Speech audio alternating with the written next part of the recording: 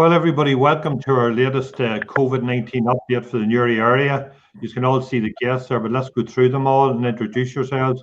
Rosemary McDonald. Rosemary, tell us a wee bit on what you do. I'm very welcome. Manager of Community Advice Newry Moore and Down, formerly this Citizens Advice has just changed their name, and we look after the needs of lots of people across the whole of the district. Okay, thank you, Rosemary. Eamon? Eamon Connolly, I wear a few hats, primarily manager of Newry Bid, represent 600 businesses in the centre of Newry. I'm also chair of Space Charity and chair of Credit Control in Newry Credit Union. Okay, Adele? I'm Adele Griffin, and I'm a member of the St Joseph's Conference of St Vincent de Paul in Newry, and I've been a member for 6 years now, and I'm on here alongside Kieran, who's our chairperson. Okay. Roisin? Hello, I'm Roisin Mulgrew, a local Sinn Féin councillor in the Newry area, and I'm currently working with a number of charities to do a little bit of fundraising with them. Okay, thanks, Roisin. And Kieran? I'm Kieran Rafferty, and I'm here this evening on behalf of St Joseph's Conference of St Vincent de Paul. We are based in Mill Street in Newry, Cahill. Okay, thanks, Kieran. So let's start off with Eamon. Eamon, last time we talked about businesses were all putting in for grants and that. We don't want to go through all that detail there again, but just if you give us just a wee bit of update on maybe what's been happening. Okay, Cahill, whilst this is primarily a health crisis, it is secondarily an economic crisis and in real terms a cash flow crisis where turnover and sales have just evaporated for businesses. So the Chancellor has put a range of measures in place. Part of the challenge is they have been slow to be implemented. The primary one, most important one for business at the minute is the grants. So there is currently a grant scheme for businesses who pay rates on properties with an NAV under 15,000, whereby they get a £10,000 grant. As of yesterday, there were 14,000 applications paid across Northern Ireland, with 1,000 outstanding. As well as that, there is a default list of queries to be worked through. And that's what most people are waiting on a daily basis to get that cash to try and survive and pay staff. And secondarily, there's a larger scheme to be rolled out for retail, hospitality and tourism for NAVs between 15,000 and 51,000. And it comprises a £25,000 grant. It is only going to the executive for sign-off tomorrow. I'm not sure how long that'll take to roll out, but at present rates, I suspect that money will not be received until the end of April, which is leaving a lot of businesses under pressure. Even if they have furloughed staff, they have to cash flow payments until they get a refund from HMRC. So that's a big problem, Eamon, then. You know, what does a business do in that situation? If you haven't got the cash to pay for your staff and they're furloughed, then is there any other option for them? It's very difficult. So the furlough scheme in essence means that HMRC will refund 80% of staff up to a cap of £2,500 per employee, including national insurance and obligatory pension contributions. The challenge is staff need to be paid in between, and if you don't have cash reserves or revenue, it's very difficult to do that. So a lot of staff, a lot of businesses are going out, a lot of staff are deferring wages, and that then is feeding into the real economy and feeding into the not-for-profit sector and the charities, who in many instances are picking up the slack. Right, okay. Just on that, Councillor Roisin Mulgrew, what are you like? I'm sure you're getting a lot of this as well, affects the business. And Rosemary. Yeah, absolutely. And part of the problem with the situation we're in at the minute, you know, by and large, when something happens in the community and we think about vulnerable people, we think about older people, or perhaps people that are on benefits. And the situation that Eamon has described has led to a whole new tier of vulnerable people that are used to working and bringing a wage into the house, and suddenly that has stopped.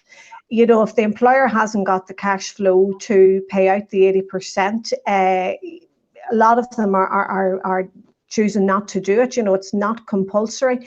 And that in itself has meant that this current situation, very often those who are most at risk and most vulnerable are perhaps invisible to their neighbours.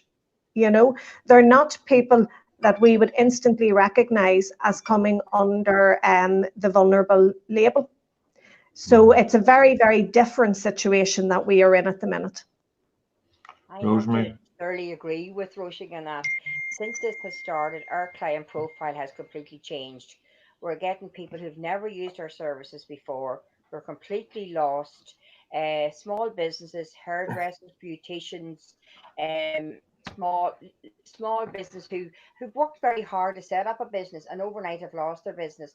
People who have direct debits, who have higher purchases, who have various different bits and pieces they have to pay. So it is very, very difficult.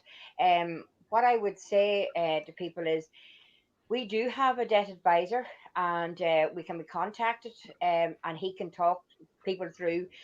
If we can remember back to the last crisis, the biggest thing for people was they didn't come forward in time. And I Right. know it's very difficult for people who are in debt, and people are very proud, and people don't want to admit even to their partners or their families that they're struggling, because they haven't struggled, and it's difficult to ask for help. And what I say to people, come forward. It's confidential, it's free, and it's independent advice. And I'll give Right. you the number, Cathal, to put up, because our debt advisor has years and years and years of experience, and I'll try and help people. The sooner you get to your creditors, your Yeah. banks, the sooner you can start pulling rabbits out of the hat. If you leave it to this is all over and 6 to 12 months down the line, there is going to be a lot of serious problems for people. So just on that, and I have just to jump back to Eamon a wee bit again. Eamon, sorry, we're in different platforms here, so messages come from different things. Somebody says, how does an actual employer register their staff to be furloughed? How do they register them or furloughed? So the furlough scheme is based on your payroll on the 20th of February, and HMRC are setting up a portal which isn't fully operational at the minute. The indications are that furlough payments are due to be paid at the end of April, albeit I think that might be optimistic. Yeah. So information is available on the HMRC's website. If you have an accountant, I would typically say that's the best protocol in the first instance. But I would just follow up on what Rosemary and Roisin said. I'm also seeing people who don't have debt under pressure, because even if you don't have debt and you don't have savings and you're living just cash hand to mouth, if you don't have the salary, you don't have sales, you're living in fresh air at the minute. It's a very difficult time, and that's where the role of charities and the third sector is so important at present. Yeah, we'll bring in Kieran, obviously, and Adele just later on, because we are inundated ourselves, even with charities wanting to get their message out there. So, and again, Roisin, in terms of COVID at the minute and what's happening with council, now, can you give an overall picture yourself of what you're seeing, where your constituents are? What way are they reacting to everything? Are they all taking to this? I see there's messages there where people saying to you about people walking Dermy Road. What's the position on it, or council position? Yeah. Well, first and foremost, a month ago, I didn't even know what a furloughed worker was. It was a term I had never encountered, and I come from a small business background. And to be perfectly honest, every day has brought a new situation, because, as I say, this has been completely unprecedented. So as councillors, by and large, we were originally bombarded by the small businesses, wondering should they open, should they not open, what measures they had to take. And then obviously when the decision was taken to go into lockdown, we had the whole host of people. We had the businesses, we had the employees, we had the self-employed, we had the casual workers, we had the agency workers. And I mean, every single situation has been different.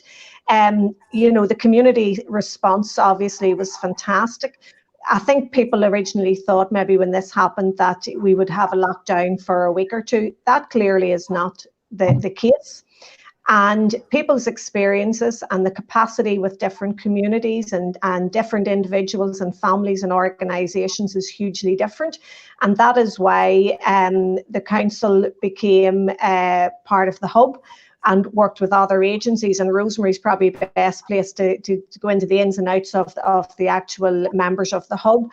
But the whole idea was to create a sustainable, properly resourced hub that could deal with a host of issues that people are encountering in their day-to-day lives. Should that be food, electricity, oil, debt, housing issues, the whole wrath of issues that, as I say, are coming up day and daily. None of us foresaw ourselves being in this situation. And I mean, every day I'm still getting a phone call, and I have to say to people, I'm not sure, I haven't encountered that yet. Let me go away and I'll find out what the answer is, because every single person's situation is different. So it has been incredibly problematic. From our point of view, you know, from Joe Blogs there, you know, maybe you're in the circle, but for the people outside it, explain to me, what is this hub? My idea of the hub is a hub with a pooling together of resources. I imagine that somebody goes to one place and gets sent out to somewhere else. Who's here best to answer that? Yeah. Well, if Rosemary can tell you about the members of the hub, and I can tell you, you know, what I would do as a councillor if someone comes to me. So if Rosemary takes that first, and then I'll explain the situation. What I'm going to do here is I'm going to go to Rosemary first, and then I'm going to go to Eamon as well, and then I'll go back to you, Rashi. So go ahead, Rosemary. Tell us what this hub is. Okay. It literally happened overnight, where the Department for Communities set aside some money that they wanted to ensure that people who were extremely vulnerable would receive some food parcels, and they asked for the help of the councils and the local trusts. In this area, it would be the Southern Trust. The thing about Newry, Mourne and Down is there's two trusts: there's the Southern Trust and the Southeastern Trust. Right. So it was chaired by Michael Elizabeth, director of the council, with a number of our council officials. And they asked myself and Nicholas McCrickard, because we co-chair the Strategic Voluntary Forum for Community Planning, and Raymond Jackson from the Confederation of Community to come on board. So we've been meeting, albeit virtually, every single day, basically, to try and set in place what DFC had. So basically what's happening is there are 3 distribution food centres within Newry, Mourne and Down. Downpatrick Leisure Centre, Newry Leisure Centre and Kilkeel Leisure Centre. They are staffed by Newry and Mourne and Down council workers. Right. Now, Joe Blogs just can't walk up to there.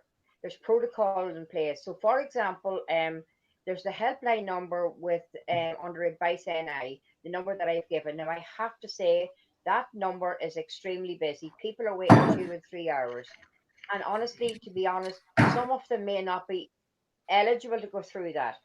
But there was added to this, there was 40,000 letters generated across Northern Ireland from the various trusts for GPs went through their files and located the most vulnerable to a central database, and they all received a letter with the helpline number on it. Then the number was launched last Thursday evening in various areas, NI Direct, etc., etc. So to be honest with you, it's been really hard to get through the number. It's been some teething problems. But anybody who rings through and they are deemed and triaged to having had a letter from the trust, they are referred back into the appropriate trust, where there's a team of workers within the trust dealing with the needs, vulnerability, what they can provide for them. It might be a good morning call, it might be whatever.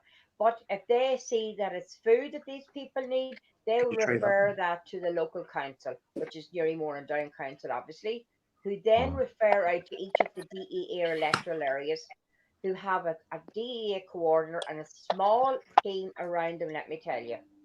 It went live basically at the weekend, Monday. So what happened was a few teething problems, and I think people need to bear with us. People seem to think that's the only means of help that's out there in the community. But this help is really for the most needy. If we are getting phone calls every day I'll give you an example. We had a phone call on Monday from a lady in Australia. Right. Who over the weekend knew her mom and dad were not really being honest with her, and she dragged it out of them that their next grocery delivery was coming from my uncle. It was Tesco Station the 19th of April. And those people were living out in their own and could afford it. So we were able to locate a local grocery store and a local butcher's who made contact with them, took the payments over the phone and made the delivery. So a lot of people are able to afford to do it. So to me, the helpline it's very much for those who are in difficulties. Once the DEA coordinator and the small team received the referral, there was protocols in place for that food to be delivered. They work very closely with all of the really, really brilliant community spirit people that have come on board. You've got the GAA clubs who have been set up, who were really forward thinking and coming together. You've got local community associations, you've got local pharmacies, you've got local volunteer groups who are contacted And like say, for example, I do know through Raymond, John Bosco, I think, has 26 volunteers. So they're contacted by the chairperson to say, listen, we need food delivered to X, Y, and Z in this area. So one of the guys goes down. It's all done properly. It's all done with protective sanitizers, all of that. There's quarantine, everything. And the food parcels then are collected and then delivered to the home. Also in the area, Newry and Mourne community transport is a form of where there's a lot. Say, for example, there's a delivery made across the Glen. So rather than 10 volunteers coming in from that area, the likes of Newry and Mourne Community Transport have those details. They will collect the parcels at Newry Leisure Centre, and they will have a meeting point in Crossmaglen, say, for example, Crossmaglen Rangers. So, but it's all signed and sealed and covered. Right. But what I really say to people is, don't forget, we have the Food Bank, the Larder, and we have St Vincent de Paul, and organisations who are here and established. Uh, and this will go. This is a short-term measure, and to try and make sure everybody has equal access, we need to make sure that it is the most vulnerable, and people have to bear. The phone number is very difficult to get through on because there's so many across Northern Ireland. Now they are taking on more people and more volunteers. And indeed, some of my own staff are going forward after Easter to try and give some help to them, as well. So I So, hope that explains a bit about it. It's not a one fits all. It's in progress. It will change and people are adapting, but there's such a willingness there and brilliant partnerships within the community. The one thing I would say to people is some community organisations were successful in getting lottery funding, community foundations funding, Halifax funding to help their own neighbourhood, and they are out delivering that food. Now, I'm not taking away from them, but we are told to stay away. We are told to be prepped when you go to somebody's house. It is important. And what I would say to those, get behind, contact the likes of Raymond Jackson, contact the coordinators within, and make yourself come all together so it's more of a whole community response as a being partitioned and partitioned. Hopefully, I make some sense because it's working. no, you in depth. So, Eamon, can you pick up on that, or is that?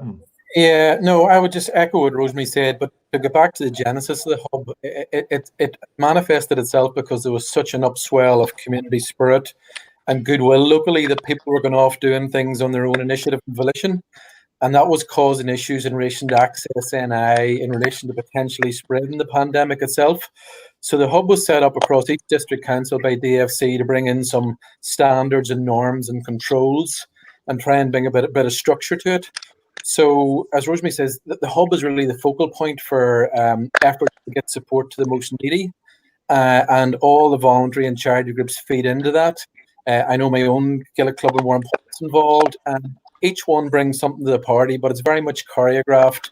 It's controlled in relation to compliance, health and safety, etc., to make sure we don't make the situation worse. Okay, and Roisin? Yeah, and from a councillor's point of view, if someone comes to myself or a community association, we would be recommending that they contact the hub number. And whenever you get through to one of the call handlers, your call is effectively triaged. And some of the calls, as I say, may be about a health issue where they could be sent off, diverted to the trust. It could be a housing issue where, they could be dealt with by one of the housing associations or the housing executive. And obviously then if it's a case where the person needs a food parcel, the details will be taken and then that food will be distributed. And again, just on what Eamon and Rosemary has said, the important thing to remember is if you are at home and you cannot go out to the shop for any reason, your first port of call should be a family member or a neighbour if you have access to them. If you have a family member that can call and bring you groceries or what have you, please use them, because we have a significant amount of people in our community that do not have the luxury of that support. And this hub primarily is for those people who are really vulnerable and isolated. So, we would ask people to use this responsibly. We also have lots of people, we're told by supermarkets that people are putting in requests for home deliveries that can go to the shops. Now, people shouldn't be going to the shops every day, but they can go to the shops themselves. And don't take up a slot and put an elderly couple like Rosemary was talking about in a situation where they weren't going to have food for almost 2 weeks. You know, people need to be responsible about the resources they use. The other thing, the community spirit out there has been absolutely superb, but there are pockets of areas where there may not be a community association. So therefore we had a situation where some people had 2 or 3, they might have had a community association and a club all working, plus a local shop willing to do home deliveries, and there would be other pockets where there was nothing. This is trying to make a uniformed service for people who are desperate. And what I would say to the likes of the community, your input is vital. Your knowledge of your community is vital. We would ask community representatives to come on board, register with Volunteer NI, contact some of the people involved in it. A lot of the community association are actually doing the deliveries of these parcels. As I say, they know the community. And the other thing that is key, if you're an older person at home and you're watching the news, to have someone pick up their phone every day and phone you and just ask you how you are, to reassure you that you have someone there willing to speak to you or to help you if you need it. To me, that's much more valuable. You know, I've had several older people telling me that they've had several parcels of food and they didn't really need any of them and they feel guilty about that. So what we're saying is this is about streamlining it to make sure that those in need are getting what they need. Okay, so that's fairly comprehensive. So what we want to move on to, obviously, is there's people struggling. Normally people get support from things like the charities around Uri. Now that everything has stopped, so I want to bring into this here Kieran Rafferty, and Kieran's and Adele Nagrifa. Hi Adele. Kieran, member of St. Joseph's Conference, St. Vincent de Paul. Just explain a bit about St. Vincent de Paul, how long they're there, if any of the two want to bring it up. There seems to be, is there 2 or 3 different St. Vincent de Pauls around the area? Yeah, well, the Society of St. Vincent de Paul throughout the world is organised into conferences. And the society was formed in Paris in 1833, and we're very proud to say that it has been in Uri since 1853. And our conference has met every Monday night since 1853 and has been working in the town. We have 3 conferences in the urban Uri area. There's a conference in St. Bridget's, which serves the Mediterranean Bay side of town. There's a conference in Drummalane, the Sacred Heart Conference, which is in the Dublin Road side of town, actually a different parish to ourselves. And our own conference, which is called St. Joseph's, is based in Mill Street. And you probably know that we have a shop and a drop-in centre in Mill Street. So that's where we. Well, I didn't know about the drop-in centre. Could you explain about that drop-in centre in terms of there's an upstairs? Is that correct? Well, the drop-in centre was an idea that one of our members, Sister Delurde, had about 10 years ago. And she had an ambition. We actually acquired the Patterson family home in Mill Street, and it was demolished, and we built the shop, and we have a meeting room upstairs. And we began the drop-in centre, and we have a full-time employee there, Mario Sciotto, and we, on a busy day, will get 50 people cattle passing through the drop-in centre, and we do breakfast, lunch, and something in the afternoon. And occasionally, when we have the benefit of our Tesco food share, Mario can give a food parcel to people passing through the drop-in centre. So we run it now 7 days a week, but for public health reasons, we've had it close in the recent past. But we run from 8:30 to 4:30 Monday to Saturday, and on Sunday, our volunteers run it between 11 in the morning and 1 o'clock. So it's a very good service. It's tucked away, like many of our activities, probably below the radar. Unless you're using it, you don't know about it. But it's been one of our success stories. So Adele, your involvement, how do you get involved with the Vincent de Paul, and what is your role?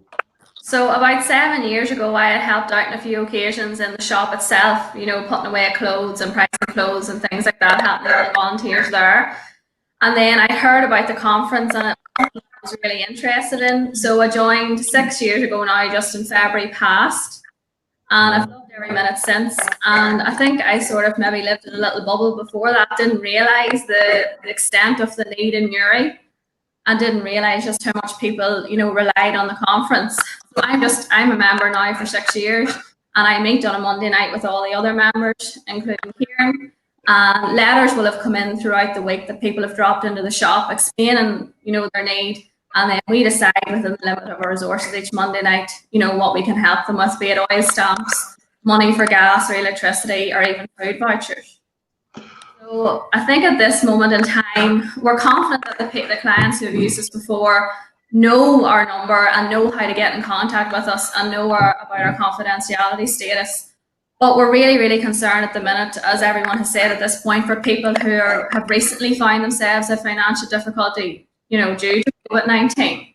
So recently, we actually just got a poster made up, thanks to Stephen McAlpine and all through media. He was very good. He composed it free of charge. This week poster here, you'll see it flying around the place. It's in all the shops, and it contains the number of the 3 conferences that Kieran had mentioned: the St. Joseph's Conference, the Sacred Heart Conference, and the St. Bridget's Conference. So we're really asking people who are struggling, please don't struggle all on your own. Please don't let your pride take over. We are here to help you. Please ring the conference that is, you know, applicable to your area, wherever you live in Uri. And within the limits of our resources, we will try our best to help you out with it, whatever it is you really need at this point. The other side of that, what if I'm right, and Kieran maybe get onto this bit, is the doors are shut on Mill Street, for example. So I assume that what you take in from the shop is used. So is that a problem, Kieran, at the minute? Well, Cahill, we've had to adapt to a very new method of operating because, as I say, since 1853, our operations are that we meet every Monday night. We used to meet in the upper sacristy in the cathedral until we moved to Mill Street in 1997. And we can't obviously meet together. So we have an SVP WhatsApp group. We have a helpline, and Adele was showing you there. And that poster, and a great credit to Adele, it's a very striking poster, and she helped produce it. That sets out the numbers of the help. Oh, we just lost Kieran there, I think, did we?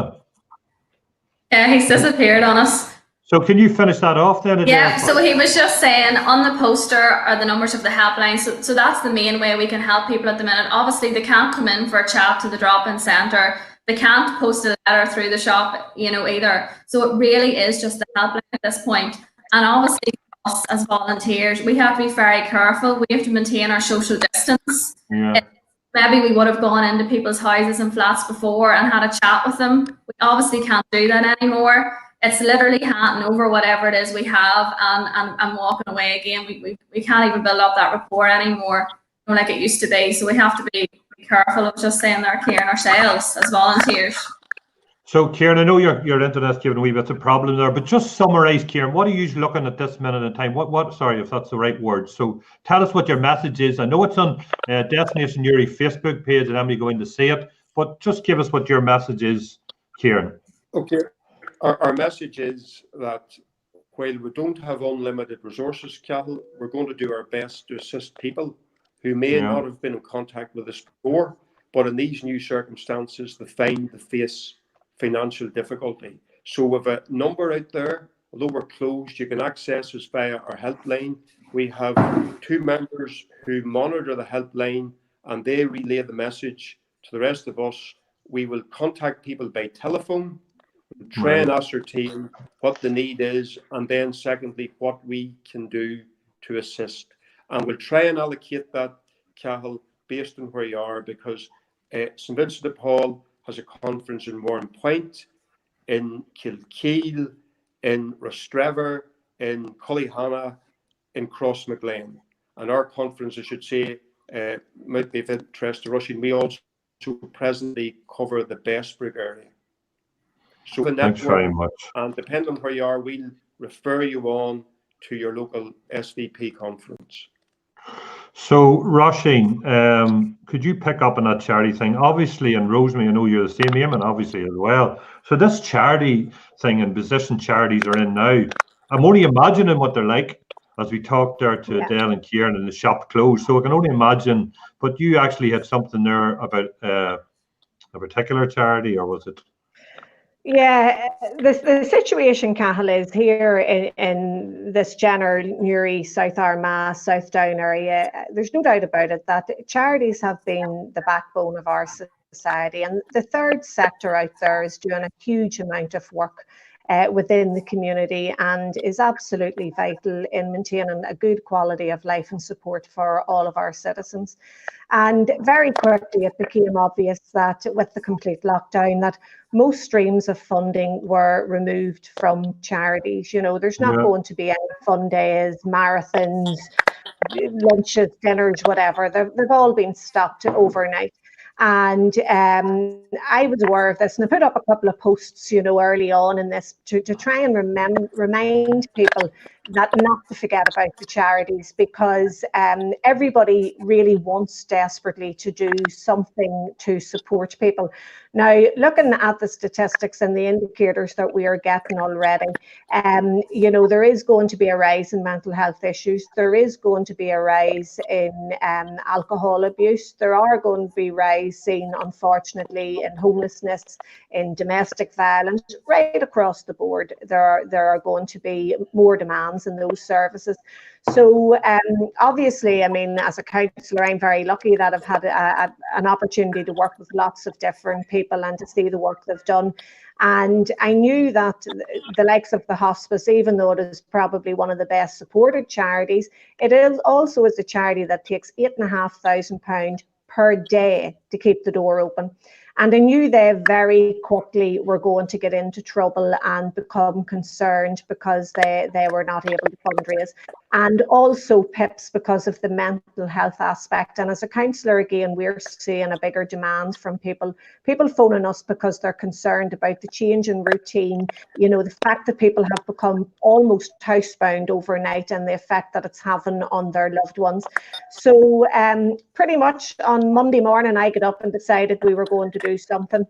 And it's as much to reinstate to people, if you want to do something, support your charities, please, because your charities have been there for a long time. They know this community and they know its needs. So if you want to do something, please don't forget about your charities. So basically Monday morning I got up and I phoned PIPs and I phoned the hospice and I said, listen folks, we need to reignite the whole need for fundraising. What about if we do a step up for charity on Easter Sunday, and we have set up a crowdfunding page. We're asking people to do a 5-minute step up challenge between now and Easter Sunday, but mostly on Easter Sunday. And the message is very clear. It's stay in, stay safe, and step up for your charities. Now, in this instance, of course, the money will be divided evenly between hospice and PIPs. But the bigger message that I want for people to get is don't forget your charities. We are absolutely privileged to have the support from the charities that we have in this area. And as I say, if people is wondering what they can do, support your charities. And hopefully people will support our event on Sunday. From a personal point of view, obviously, we'll put it together very quickly. It's very simple. We're not asking anybody to leave home. Just tell me the details of the event again. Just tell me the details of the event again. It's Sunday. We have a crowdfunding page, and it's the Easter Step Up for PIPs and Southern Area Hospice. We're asking people to do a 5-minute step up at their own front door on their own stairs and make a donation as much as they can to the crowdfunding page. And, you know, just as I say, remember that your charities are there and their needs have not diminished. If anything, their needs are growing as a direct result of this coronavirus. So I'm going to bring somebody in here that had wanted to come in on it, if it's possible. I'll just have to, just a wee second here. I'm just going to, don't go away, anybody. Is Kieran away there, is he? I think so. Kieran's gone again. We'll let Kieran, well, just take just out of this here for a wee second and here. And we will try to get Kieran back again if we can. Here he comes. But we want to try and bring let me see here now. Hi, Kieran, you can hear us okay? So, Kieran, you can hear us, Kieran? Yeah, no problem. So just going to bring in, I was contacted by, I was contacted with this guy this evening. I wonder, Pat, can you hear me? I'm sorry I kept you waiting. I hope you can hear me. Pat, can you hear me? Yeah. So, Pat, you're from, I can hear you, Cathal. Thank you. Yeah, Kieran, can you hear Pat? Pat? No. Right. Well, everybody else can hear Pat. Pat, you can. Yeah, I think I might have yeah. So Pat contacted us from Newry Pool, correct, Pat? Correct, right, Cathal, yeah. So what is the story with Newry Pool? Newry Pool's now finished, is it? Well, obviously no pubs, no pool, no pubs, no pool. I hope everybody's staying safe, abiding by the rules. If comes a time the league may start up again, but the committee and the players of the league have come upon the decision to make donations to charity. Right. And what would you like to do, Pat, there? Because you know the people are here. Of course, there's two £500 donations to St Vincent de Paul and Pips. Very good. And then a £2,000 donation to Newry Hospice. Roisin. So listen, thanks very much for coming on and doing it. But look, there's a lot of goodwill out there. I know there's a lot of pubs. Actually, a lot of, Pat, would it not be fair to say a lot of the pubs put that money, the likes of Jerry McGuigan on? I'm thinking, I know I've mentioned one, but there's so many of them. And all the players themselves, there's teams, have all agreed really to give up their prize money, to give up the thing. And I know there's other charities out there. I know it's difficult, but you're saying that the boys is all agreeing, Pat, just give me it once to me because it cut off of me. Give it a man. It's £500 to both Pips and St Vincent de Paul, £2,000 to Newry Hospice, with also possibly in the future when we get other funds sorted out, there may be other donations in the future. Pat, thanks very much for that. Thank you very much, Pat. That'll help us out. Thank you. And on behalf of the hospice and Pips, you know, and obviously I'm not their official spokesperson by any means, but I have to say that is an incredibly generous thing. And that is exactly the sort of thing that we're hoping that clubs will perhaps do, because lots of their plans have also been suspended. And I think as we move forward, it's going to be about working together and supporting each other as best as we can. And as I say, I know I'm not their official spokesman, Pat, but would you please say from me, and I'm sure they would echo this, 1,000 thanks to you all. You have no idea the difference it'll make to improving the quality of people's lives. Yeah. And thanks very much, Pat. Thank you. Just on behalf, I don't think Kieran can hear Pat, but on behalf of Kieran and all the members, especially of the St Joseph's Conference, Mr. Paul, thank you so much. I can nearly think about what that's going to be spent already for the people in need in Newry, so we really appreciate it.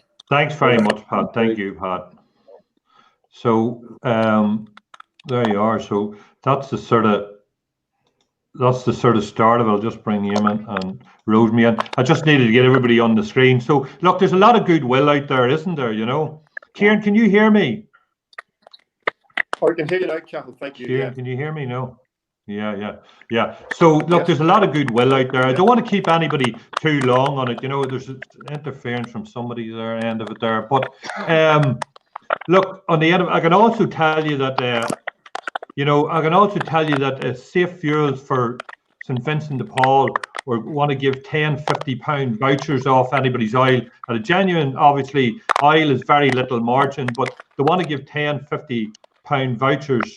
At least maybe they think that it's St Vincent de Paul to help that. I know, look, Rosemary, Eamon, everybody rushing, they're all trying to do our best here and trying to do it the right way and coordinate things the right way.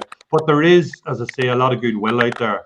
So listen, do some things happen, just let it go. Maybe Eamon, do you want to, I said Eamon, do you want to just come in and just summarise before we go on that and give your end of it?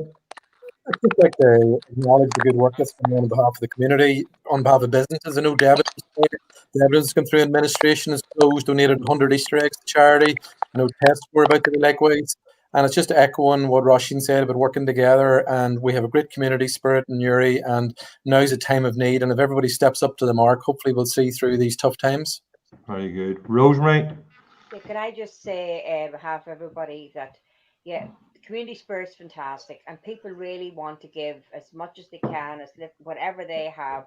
And I also want to say to people who have found themselves in this situation through no fault of their own, and who've never ever had even to go in through the benefit system or understand what this is all about, don't be afraid to even come and talk to ourselves. We'll take you through step by step of what's the best way to help you, and we'll give Cathal our details to put up on his Facebook. And to say to people, listen, we're all here as charities to listen. We're confidential, and we just want to help each and every one of us. And if we can't help, or St. Vincent de Paul can't help, or Pips can't help, I can tell you, working with those people day and daily, those managers, those staff, they'll find somebody that will help you. Thanks very much, Rosemary. And Adele? Just to reiterate, to anyone who is facing financial hardship at the minute, be it long-term or they've recently found themselves in it in the last few weeks, we are here to help you. Please don't struggle on alone. Please don't be going to bed worried about where your next meal is going to come from at night. Ring us and we will try our best to either refer you to the conference in your area, or if you're from our area, we'll help you within the limits of our resources. So please don't struggle on alone. Okay, Kieran, can you still hear us? Do you want to say something, Kieran, before we go?